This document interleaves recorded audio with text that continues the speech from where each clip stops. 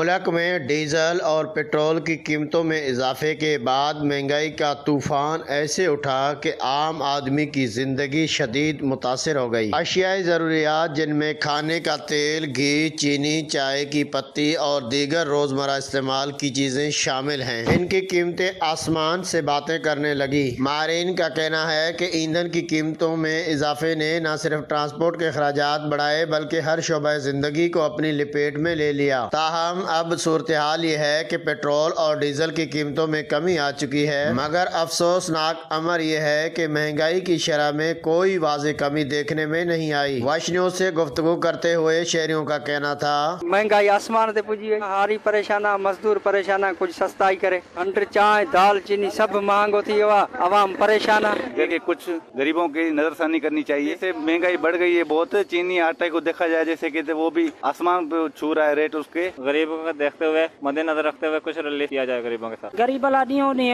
ودھندی تھی وجہ مہنگائی، حکومت کے گرجے تو سستائی کرے، مہربانی کرے۔ بازاروں میں آج بھی اشیاء خود نوش مہنگے داموں فروخت ہو رہی ہیں اور عوام کو ریلیف نہ مل سکا۔ عوامی حلقوں کا کہنا ہے کہ جب قیمتیں بڑھتی ہیں تو فوری اثر نظر آتا ہے، لیکن جب قیمتیں کم ہوتی ہیں تو اس کا فائدہ عوام تک منتقل نہیں کیا جاتا۔ شہریوں نے حکومت سے مطالبہ کیا کہ مہنگائی کو کنٹرول کرنے کے لیے مؤثر اقدامات کیے جائیں تاکہ عام عوام کو حقیقی ریلیف مل سکے۔ کیمرہ مین ٹیم کے ساتھ ساگر دین محمد بلوچ، وش نیوز، سانگڑ۔